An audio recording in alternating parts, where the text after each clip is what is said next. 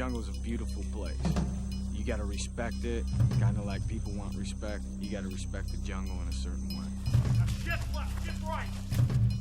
And it can bring you to your knees, there's no doubt about it. Get in your lane, get in your lane.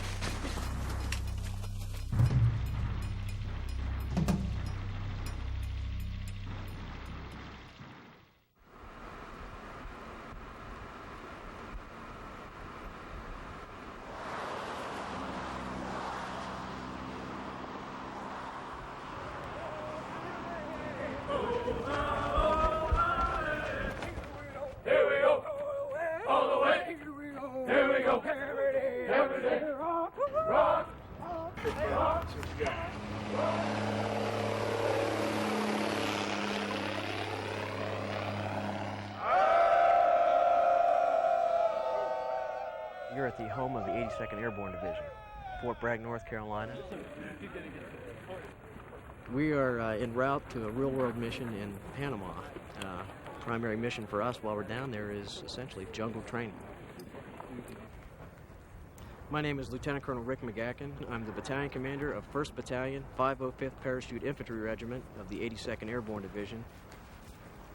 I think there's no small amount of trepidation from the newest paratroopers because they're not sure what to expect down there. There's a lot of human nature that we have to work around. Confidence and not being afraid of the environment down there.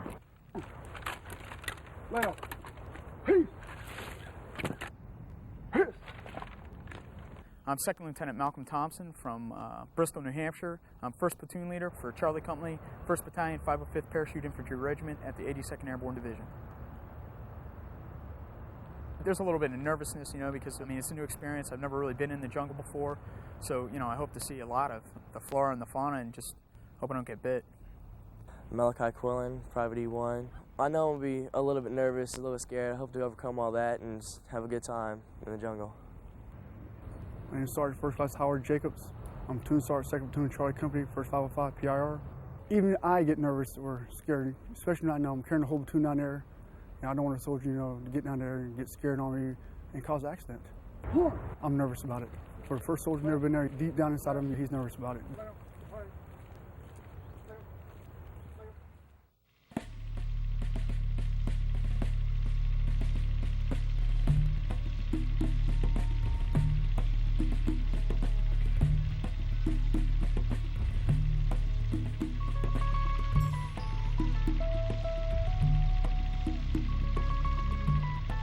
This is Fort Sherman, Panama. This is the U.S. Army's Jungle Training Center. You get all the individual training to live and operate in a combat environment in the jungle. Tighten up in there. We got more guys got to get on there. Raise up. Sergeant James got to get up there, too. I think if we all walk out of here with no catastrophic injuries, of course, that's always paramount. But having learned something about being a leader out here or operating as an individual soldier, then I'm going to be happy.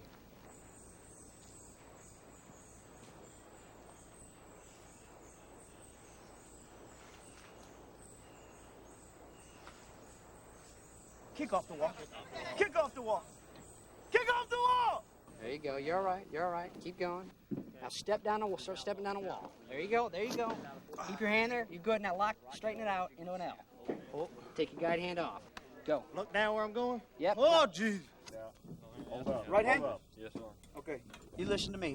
When I tell you to go, you're going to look over your shoulder, all right, and give me 3 bounds to the ground. Throw your brake arm out at a 45-degree angle, thumb face towards the ground. When you feel your body coming back into the tower, I want you to vigorously slam your brake hand into small your back, good knuckle spine contact. Now give me 3 bounds to the ground. Go.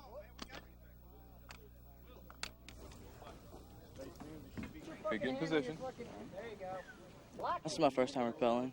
I'm a little nervous, but I want to go out there and get it done with, experience it.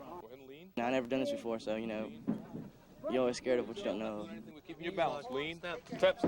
There you go. Get your feet back underneath you. All right. There you go. Outstanding. Lock your knees up. All right. Give me a wave. All right.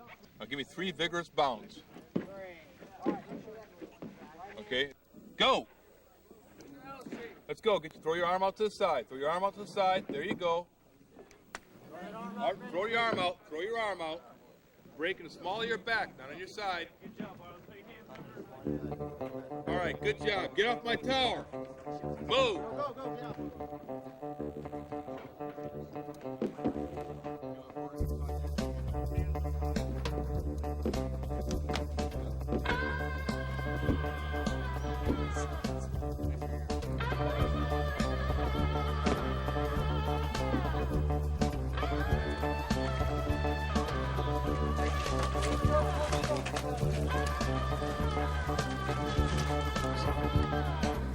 This is a one-rope bridge crossing any stream or any water obstacle that we might encounter. And this just facilitates getting a unit across. You know, you might have weak swimmers or strong swimmers, it doesn't matter, but it's a safe way of doing it. People are attached to the rope, and we found it to be very efficient. Go, man. Come on, go. Turn it on. Anybody out here tell me what a mine or a booby trap is? Let's start with a mine. What is a mine? Okay, it's made to kill or destroy men or equipment. There are over 110 million mines currently laid in 63 countries throughout the world. We're walking down a lane, so to speak, that has booby traps set up on it. And what it does is teaches the men what to look for in a jungle environment, what kind of signs the enemy might use to mark them, and what some of the common booby traps might actually look like. They want to wound you, not really kill you a lot of times, because if they kill you, you know, that's just one dead body. But if you're still alive, they have to evacuate you and have to take another 3, 4, 5 guys in this heat, in this type of terrain. You can't bring in a helicopter, so they have to carry you to a landing zone or something like that. So it makes it very difficult to move and work. All right, right here's a tripwire. Pretty simple. It'd be tied to some sort of explosive. They put it after like something you have to crawl through, so you can't really see to the far side. You're going to be taking a big step, so they want to catch you on a down, so you can't pull back. You know. Tripwire, sir. See how the light reflects off of it?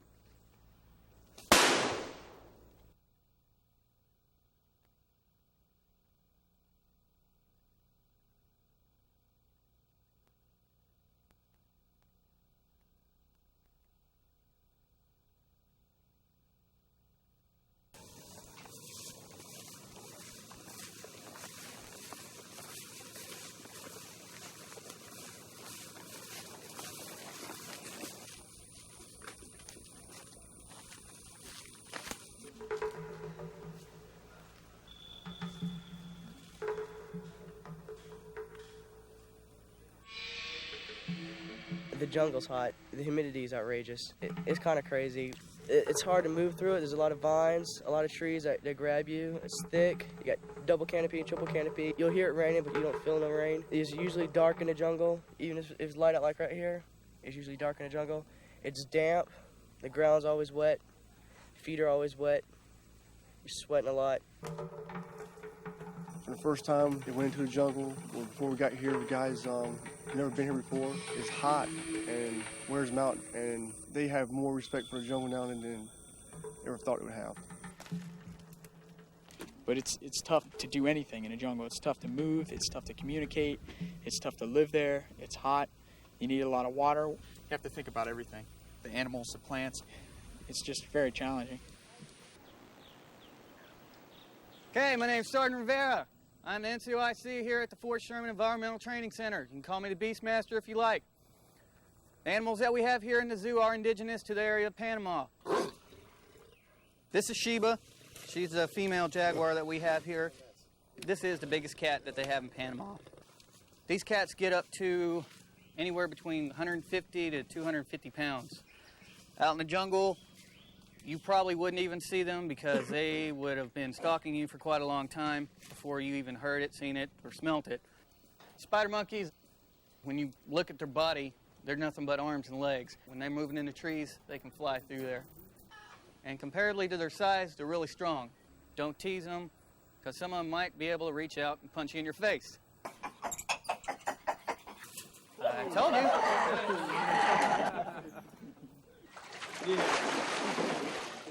Those right there, both saltwater crocodiles. If you had to, you could eat the tail, you could eat the backs of them. This here is one of the animals that does not come from Panama. That's Andy. He's about 20 feet long, weighing about 250, 300 pounds. He's in the boa family. Normally what they do with their prey, they'll wrap it up, start squeezing it, and then they'll pull it in the water with them.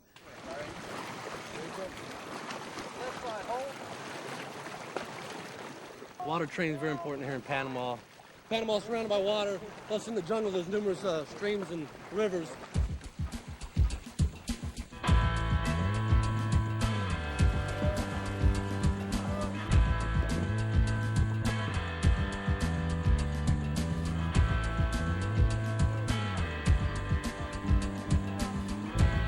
They learn how to do capsize drills.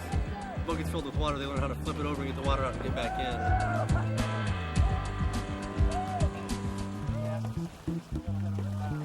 They lean back on a rope and they flip the boat over and one man rides it. He's there to stay on top and help the other three back up on the boat. Once they get back up on the boat, they'll flip it back over.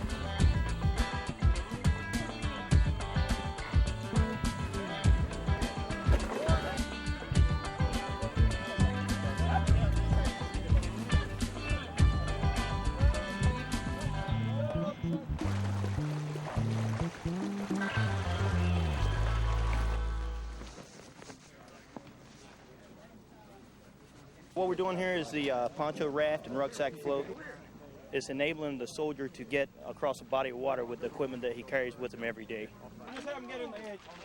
When you're doing river crossings and you have to go through the water, you have a lot of sensitive equipment, so you gotta keep it totally dry, and this will do that for you. Okay, we're gonna start snapping this side. Okay. Start from the middle.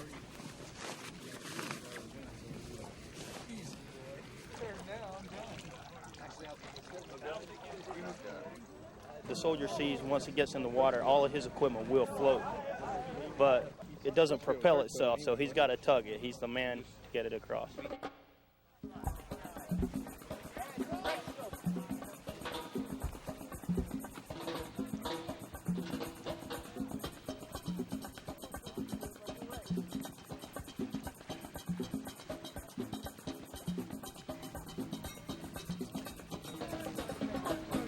Dry socks will get you around the world. Look at that. Dry socks. Cool.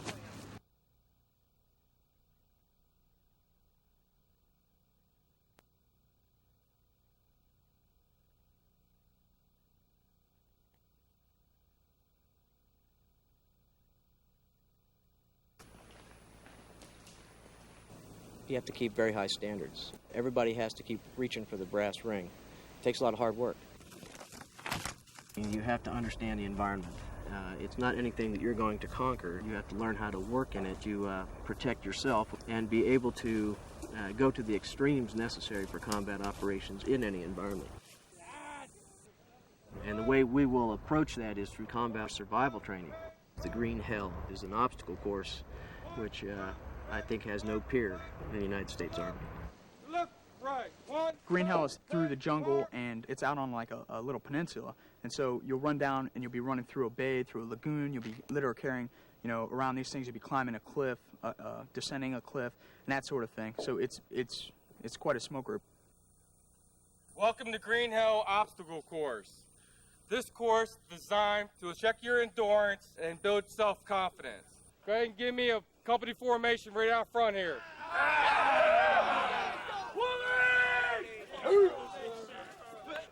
All right, that is the formation. All right, I don't want no one jumping off an obstacle more than 5 feet. Is that understood? The course is approximately a half-mile in length. You have a start point and a finish point. Both have a wall approximately 7 feet high. On your mark. Get set. Go!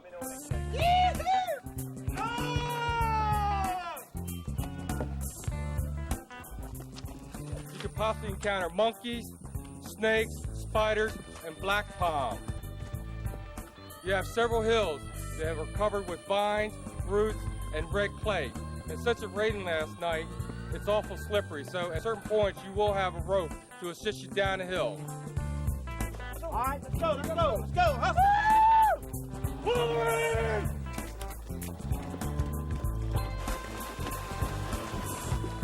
You have a water obstacle which goes to your weight.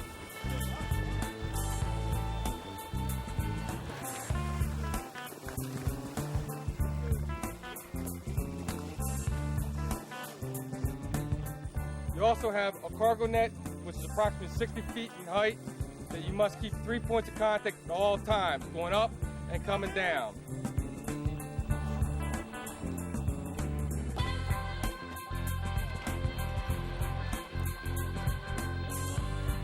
You have one bridge to go across, which consists of 2 cables and a knotted rope to go up and come down.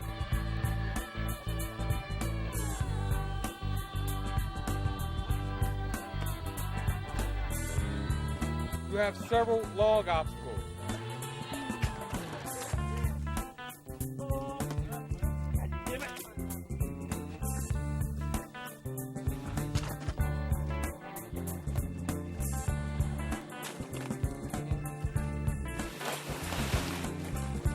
You have a 50-meter swim, which is approximately 18 inches of mud. What you need to be concerned about is keeping your head down into the mud due to the fact above your head you have a cattleman's wire, which is rusted and also sharp.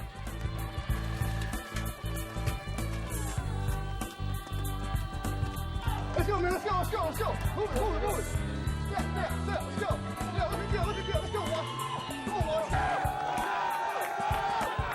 Your last obstacle that you must encounter is a 7-foot wall. Once the last man in your squad is going over that wall, you had just conquered Green Hill obstacle course. I say the toughest part for me was the belly buster obstacle, because before that you get all muddy and slippery. As soon as you jump on, you just slip right off, and it's hard to hold on.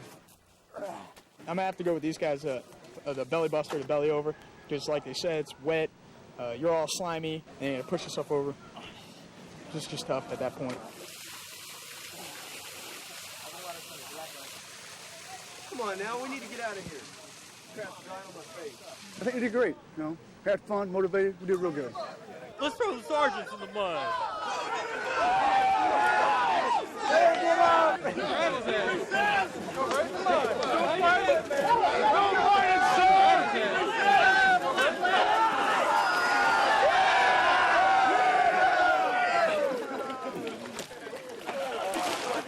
The second week is designed as a situational training exercise week. You take everything that you learned in that first week and you apply the jungle living, the navigation, the crossing of water obstacles, how you maneuver in the jungle because of the density of the foliage, to the actual mission against an opposing force.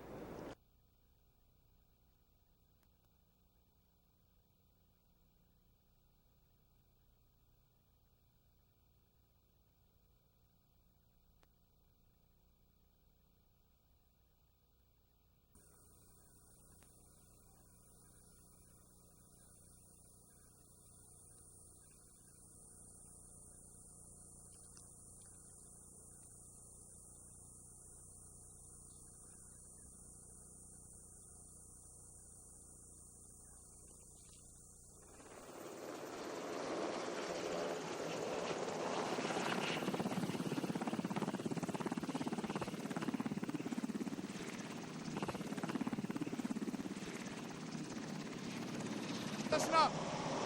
What I'm going to do is put you behind these guys. I'll put a guy in front of you that knows what he's doing. Follow him in a single file line. Never go back to the rear of the doors of the aircraft, all right? The helicopter mission took a company and inserted them on UH-60 Blackhawks. And what that does is just gives you a big element of surprise. I mean, the enemy obviously can hear the helicopters and they'll know your general direction, but it allows you the ability, 1 minute the enemy might be watching you in your base camp, next thing you're 50 kilometers away and you're in their backyard.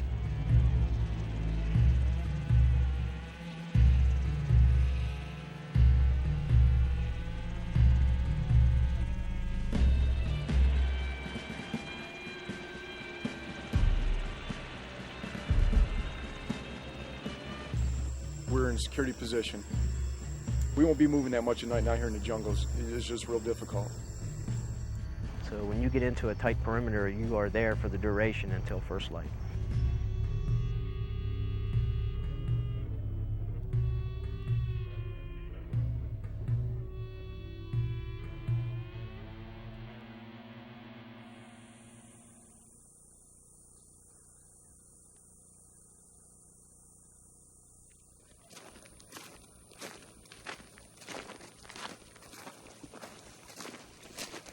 I'd say about the first 15 meters in, it looks fairly calm and subdued. After that, there's tanglefoot at the ankle and knee level. You constantly have to search as you watch where you walk to avoid stepping on something that you don't want to or tripping and falling. And you're always looking up in the trees. The prevailing philosophy of the jungle school is you leave well enough alone. And the right-of-way belongs to he who owns the jungle. So we'll steer clear. We'll let somebody pass, and then we'll proceed. You have all kinds of exotic animals all the time, constantly, and they just go on like you're not there. Cutter ants, huge paths, they just keep going, you know, all over the place, and monkeys and stuff, and it's like, you know, you walk through and they just look at you, and it's no big deal to them. You gotta respect the creatures in there. It's their environment, they live here. It's their backyard. There's a lot of different stuff out here, snakes. I'd say the big thing is the ants. The ants and the bees and the black palm. That's probably the soldier's biggest worry. It's black palm. It hurts. I've already gotten it all in my hands. What it is, the needles, the tip of the needles here, they'll break off and they'll just stick with you until they pus up so much and they come out. I'm the medic for this platoon in Charlie Company. I bring the basic stuff, that thing I'll have to use while I'm out here. Like the IV bags, in case people get dehydrated. It's my first time in job. I haven't seen any casualties yet. So far, my platoon's been good. I was walking through, I grabbed a tree, and there's an ant about that long. They call it the 50 cal ant. And a swarm of them just came out of nowhere at the base of the tree. And that's pretty much what they do. They just kind of swarm out and they attack you. We've got tarantulas here, many different types. All spiders carry venom. All spiders are poisonous. If you're bitten by a snake, stay calm. Any snake bite here, no matter if you think it's poisonous or not, needs to be treated as a medical emergency. If you see Bushmaster, get out of the area. This is the largest pit viper on the Western Hemisphere. This snake can grow up to 12 feet in length. When it strikes you, it has approximately 50 pounds per square inch of striking power. Fertile ants has two types of poisons. They're pit viper, very aggressive, and also very territorial. I set him down here, sit on this log to make sure nobody could come up through this way. I wanted to check the hut right here behind him. I was coming in here, check and see if there's anything in this hut, anything dangerous. In other words, I looked up here, see any spider webs or anything. I picked my head in, and I looked right there, and he was sitting there coiled up. Fertile ants. Fertile ants. Poison snake. We got a stick and tried to get him out. We tried to move him out, and he kept on going that way, and he started to like strike at the stick and everything. You can see right here where he was coiled up. There's mine. That was one of the huts that we were probably going to stay in tonight, so we had to get it out. So we had to go in and kill it with a machete. He's about 4 feet. The old myth is that after it bites you, you'll probably only be able to take 2 steps before you die. We'll check every single hut again tonight, because I'm pretty sure they'll be here, because I remember when I first came in, I told them, check all the huts, because that's where Jake likes to stay. Take the snake.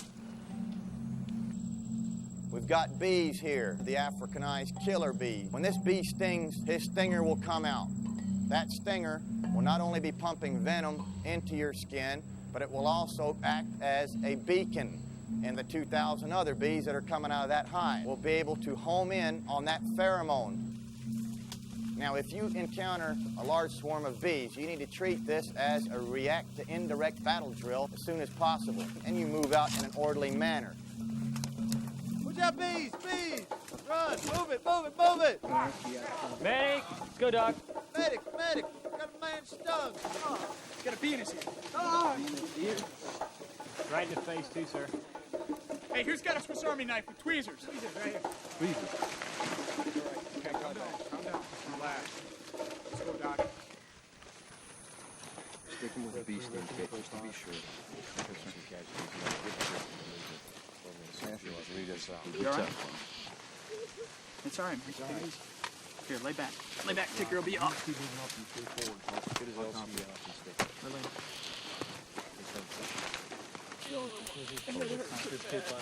Where's his weapon? That's right there by him. He got stung by a bee. He was moving up, and he hit some sawgrass, and there's a bee's nest in there, and it went in his ear and stung him. If he's allergic to him, he could swell up real bad, and you can die. You could actually die if you're allergic to him. Wow, Frazier, move out. You all right? Damn it. Get your feet up. Come on. It's caught. Oh, it's caught. We're gonna medevac him out of here. He'll be okay. He's got the best care in the world, the United States Army Medical. What's wrong? Why are you shaking? Nervous? I just saw him swarming around on that plant, and I said bees, and I tried to get away, and I got stung in the forehead, and I got one in my ear. That's the one that hurts.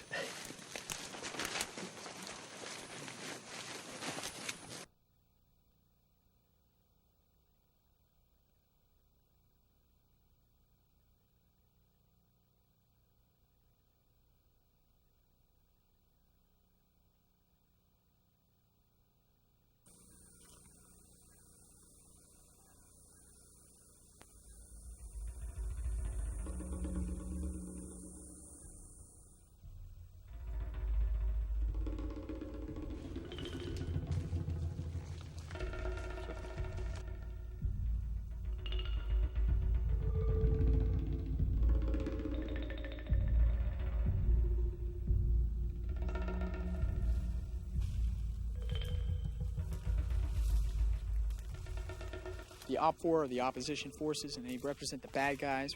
They pick some of our guys, there are troops down here assigned to that mission, and they get to know the lay of the land before we get there, and they dress in uniforms that guerrillas might wear, and they try and use guerrilla tactics, so in every way try and replicate how the enemy would fight us.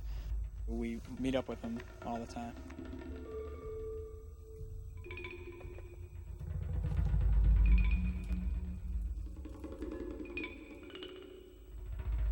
We're from the 4th Anti-Armor Platoon and Delta Company, and our mission here is to ambush Charlie Company.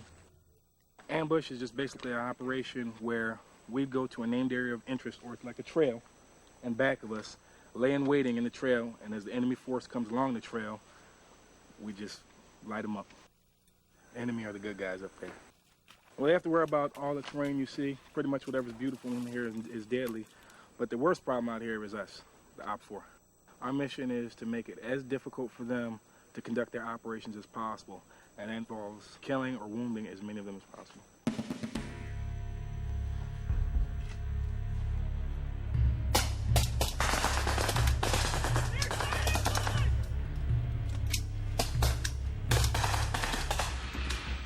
I feel guilty about it. I go to confession on Sundays, fratricide. We ran into OPFOR with a near-side ambush, and our job is to, as a near-side ambush, is to get up and move quickly through as possible because we are within hand grenade range and they can kill us off really quick. It was a little wet and we couldn't get our footing, so we died.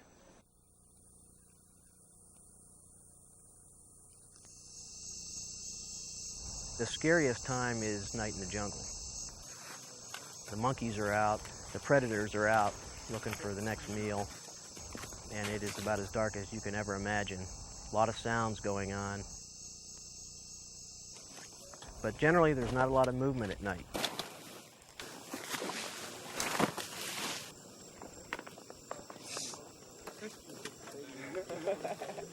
What's her name? Some of us do have lives, believe it or not. I'm asking if that's a shot for the man. Hey, Sahar. He's sweet. You're going to stop where you stop, and you live out of this, and it's not much, so you just pick a flash spot as you can, kind of soft, and, pull out a mosquito net, maybe. Putting some tent stakes in the ground and tying a mosquito net to it.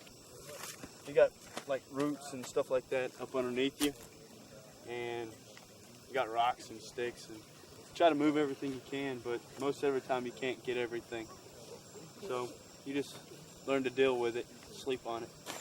So I'll just use a poncho, just lay this on the ground. And usually what I'll do is I usually use this as a pillow. If it's my time to take a rest, we do get some fire in here. I have something that can basically block some maybe the rounds. So basically I'll just be laying like this. And I'll be pulling off a little bit too. While he's pulling security, I'll pull off maybe a couple steps behind him. And if we do make contact, it's real easy for me just to roll over and return fire. This one's just a head net. All a head net is basically keep the mosquitoes away from your head. I've got a large mosquito net for the whole body.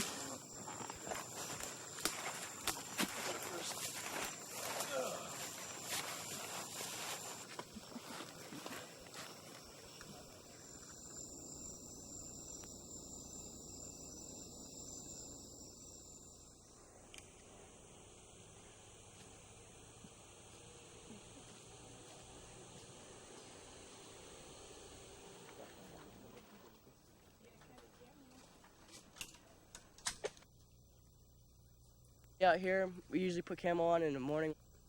It's for concealment. And without it, you'd just be like a piece of paper sitting in the middle of the forest. I put the light green are usually around the eyes right here, the dark areas. It's sticky. When you start sweating, it's aggravating. You put it on all your exposed skin, like down here, your shirt, your neck, the back of your neck, your hands, and your ears, behind your ears.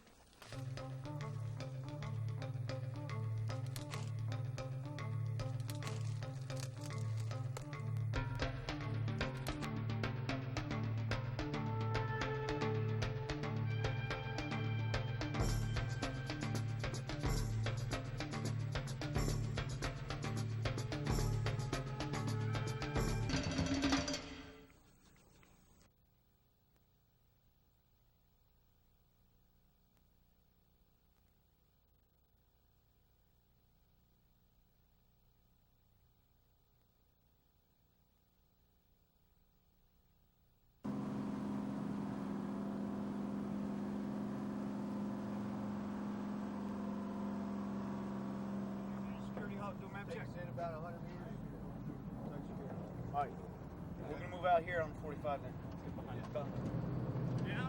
Go, go, go, go, go!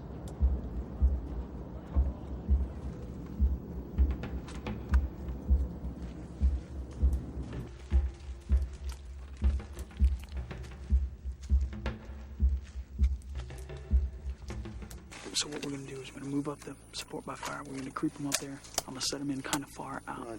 Then I'm going to move the assault positions around. We're going to set them in. Then the support by fire is on my order by FM. It's going to creep forward, okay? When they get detected, they open fire, okay? That's the only way we're going to get close enough because it's thick up there. And if we start taking too much fire, body breach, just lay on the wire, all right? Just put your weapon down in your face. The guys should know how to do it. Make sure they got black gloves. Other than that, it should be just like we planned it. I mean, that's it. Now go. We only saw how many guys up there? 4 guys up there, but there could be more easily. So go and disseminate that to everybody.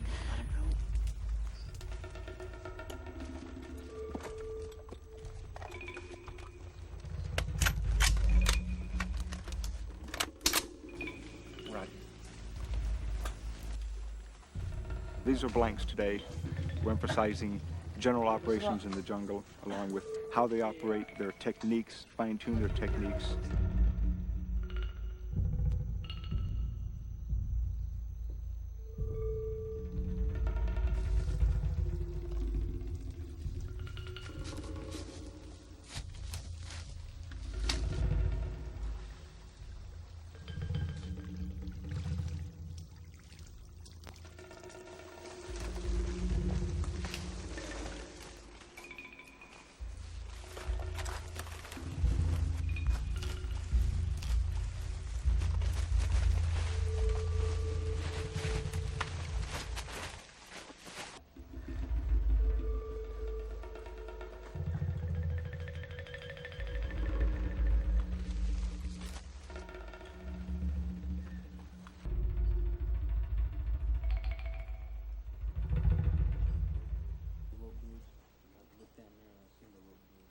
We're up 4 on the objective. We're representing a 3 to 5 man guerrilla team, and our objective here is just to simulate a guerrilla base camp.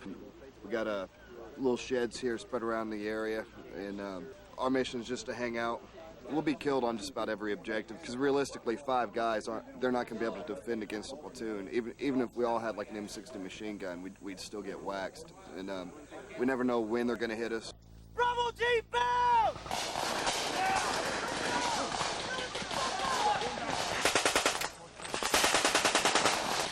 Hey, I got one right in front of me, 12 o'clock. 12 o'clock, 12 o'clock, 12 o'clock, 12 o'clock.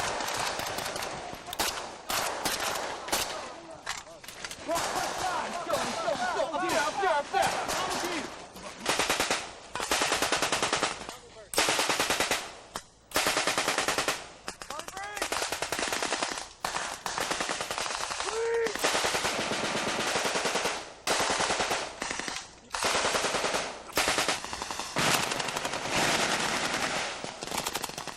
Start from forward, back, start dragging back to the CCT. Let's go. Cavalry!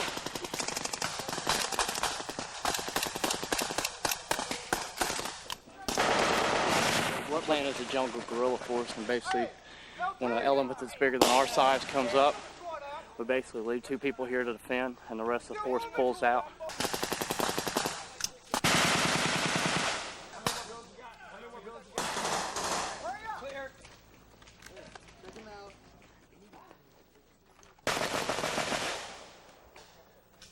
Our primary overall responsibility is to facilitate the unit that's here conducting their own training, along with being the manager of the scenario that's going on.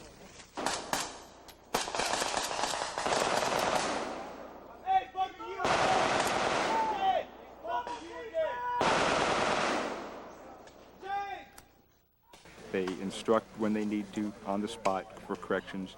They observe so they can report and critique and assist in developing and improving the performance of the unit. I assess casualties when I see, anybody get shot. I can hand out a card, I tell you dead. This here is injury cards here. So we're trying to find one that's gonna fit the situation. We're gonna give him a walking wounded, and we're gonna continue on, but he's not gonna be able to play. They got killed. KIA, killed in action. Now I know what not to do next time. Roger, I've got 1 casualty, 1 MIA. I've got 25 rounds, 1 saw, and 3 mags per man, over. I got a lot of dead here, a lot of wounded. I need to get them out of here. This is the best time for them to come out and counterattack us. So I gotta get my people out of here. We're spending too much time on this objective already. Let's go, hey, Leonard, pick them up and drive. Let's go. Back to the first bunker back there. Let's go. Hey, what's your injury? I'm dead, Sergeant. Sergeant Shipple. Dead. Died. What's wrong with him, Doc? Gunshot wound to the leg. Gunshot to the wound. Hey, Leonard, let's go up. Let's go, man. Is he dead? He's dead. All right, drag him over here. We have 5 enemy KIA. We have 1 escaped enemy. Break. We have 1 map with intelligence. We captured 3 M16A2s. Break. They came through, did the raid on the objective, and picked up all the intelligence from us, and then they would relay it to higher. And from there, they can get all the intelligence and gather it higher and compile it with the other units that they collect, and they get a good picture of what's going on in the entire sector. Fire in the hole!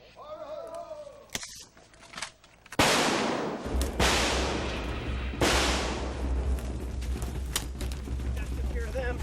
Go.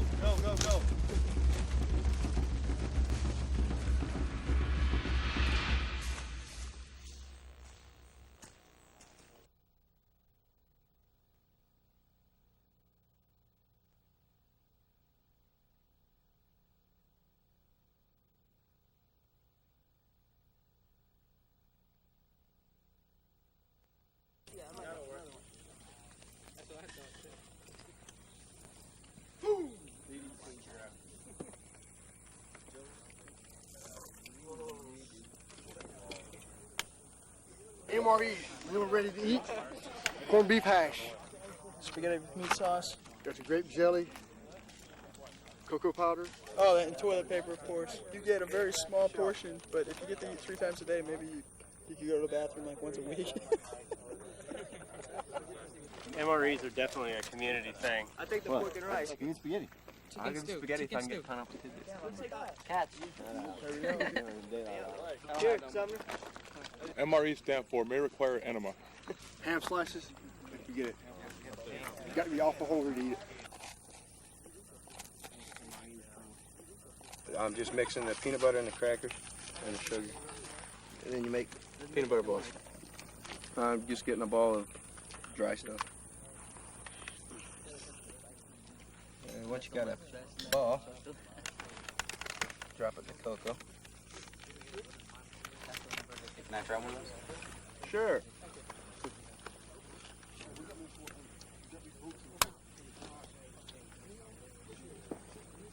It's pretty good.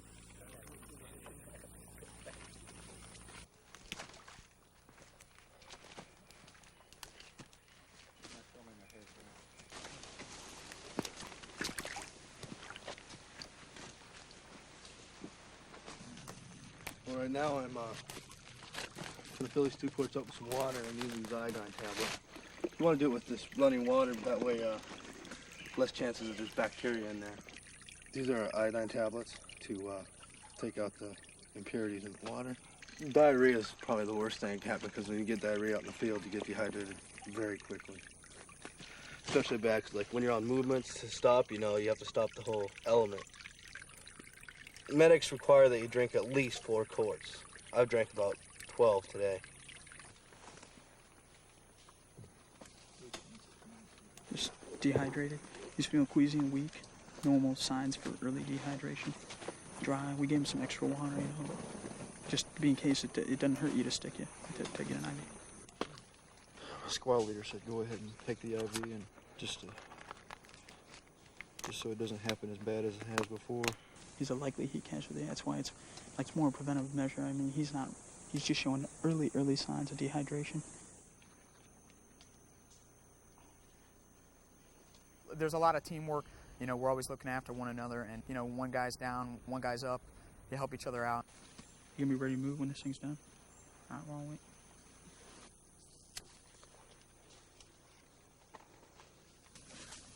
Bad luck, bad timing.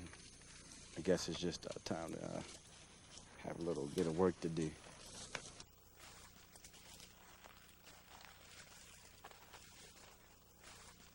Nothing can completely mimic real combat with real bullets against a real enemy. We can only attempt to somehow bring that into a close mimicry between having a real opposing force with blanks and at a separate event conducting as real as possible live fires with live bullets under simulated real conditions. Of course, with live fires, you have no real enemy, you have just targets. This time, that's going to be another 2 to 3 hours. Roger, fire point 1 out. Live fire is the terminal end of our business, and that's what we have to be expert at. It is always a graduation event, and we always approach it after multiple rehearsals blank fire to make sure that our own combat safety techniques are in place. The same thing you do with blank rounds is the same thing you do with live rounds. What we're doing right now is a live fire platoon level ambush. It's on a corner of a road. We have about 25 people set in around, and we're going to initiate it with claymore mines. Live fire means they're real rounds, so there's extra considerations for safety, making sure that you're not firing outside of the range band, because there are people on ranges on either side of us that are doing the same thing. So if we fire too much to one way, we can hit them. Always ricochets, and just making sure that the people are aiming in the right direction. I mean, you don't want to put anybody behind somebody else's gun. It's a clacker. It initiates the claymore mine. It sends an electric current, blows up a blasting cap that's in the mine itself. That explodes the mine.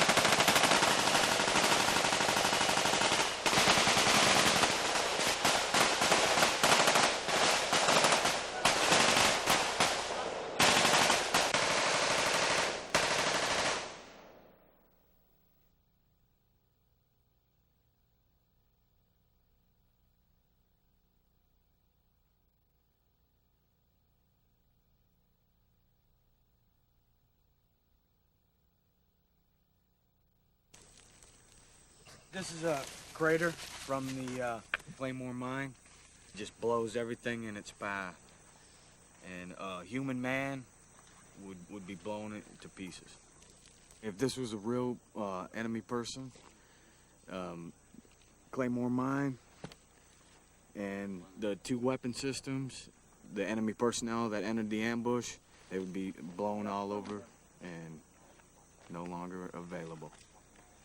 Outstanding job last 2 weeks. I appreciate all the effort.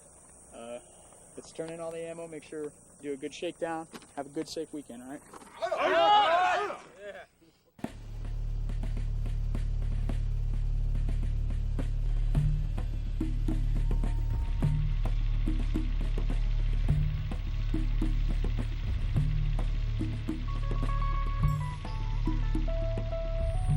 A long shower. I'd love to have one right now, but a steak wouldn't be bad neither. But I know that's not going to happen. I want to have 3 days of sleep. I'm exhausted. I know I'm going to go home and tell my family a whole bunch of stories. I'm going to make some stuff up, make it seem like a hardcore. But, yeah, I mean, I'm going to take out a good experience. We did well. I had a lot of new guys coming down here with me, a lot of young leaders. And so we were working from the ground up, but the guys really stepped up to it. That I consider this one of the foremost laboratories for leadership. If you can do it here, you're going to be able to do it anywhere else.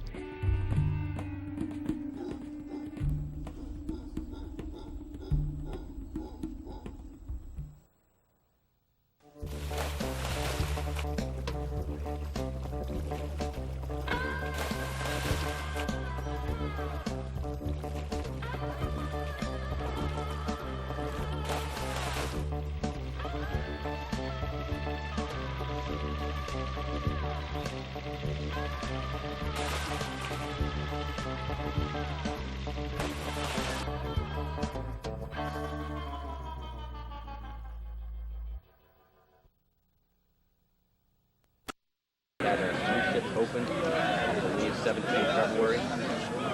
And I looked at the calendar, and it was a week that was 3 ship turns anyway, so we took the one that day.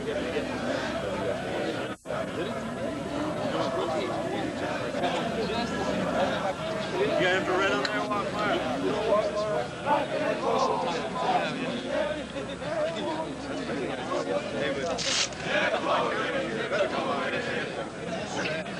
All small packs.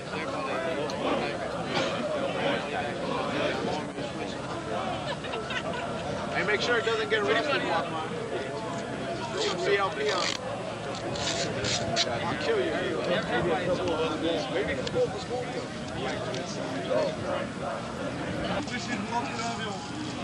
If we cannot pull you back inside the aircraft, we will cut you free. Once you feel yourself falling free from the aircraft, you'll immediately activate your reserve for complete malfunction. If you're being towed by an item of your equipment,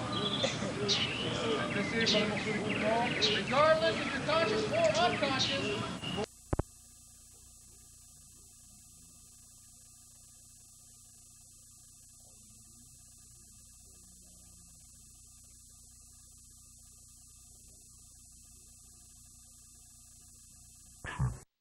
whatever Sammy's blackmailing you with. You know, Sammy's not going to be able to hold on to Austin much longer. Even if he doesn't know that she has regained her memory, he's not going to stay with her indefinitely. He loves Carrie too much.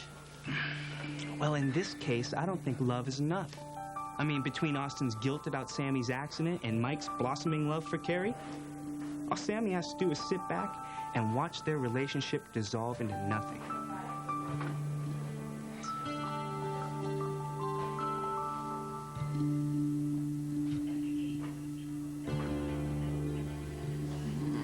Thank you so much, Mike, for being here for me.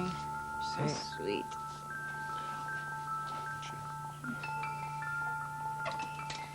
I am so happy for Carrie.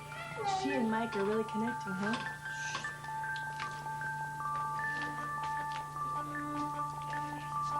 Don't you think Mike is the perfect guy for Carrie?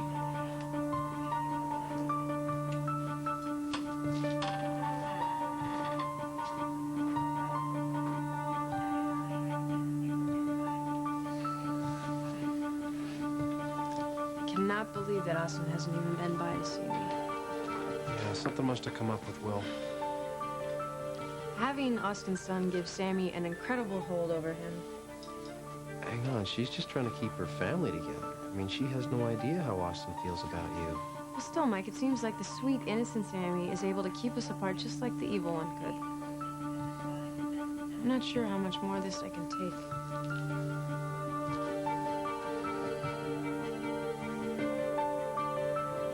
Mom, please wake up.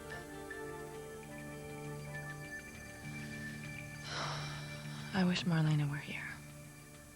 So do I, Jen.